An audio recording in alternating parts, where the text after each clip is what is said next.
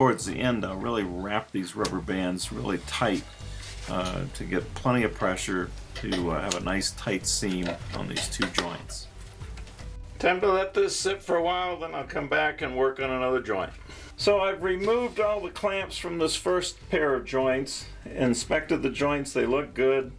I've gone to this pair of joints and put a lot of rubber band pressure, really locked that one in position as if it were glued.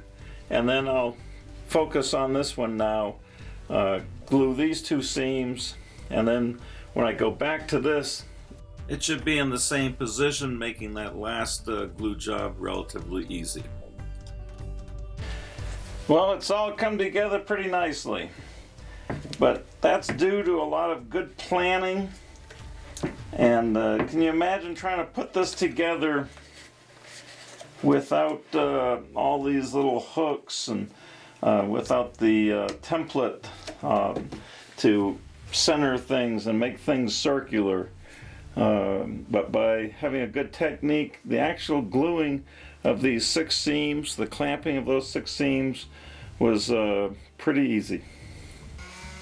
After cleaning up the seams, it was a matter of applying finish. 2 coats of sanding sealer, 3 coats of gloss, and a final coat of satin did it for me, buffed in between coats. Before putting the glass top on, I applied these little rubber self-adhesive vinyl bumpers. You can get them at most any hardware store. The 30-inch glass top was purchased on the internet at Glass Tops Direct. They've got every size and shape available.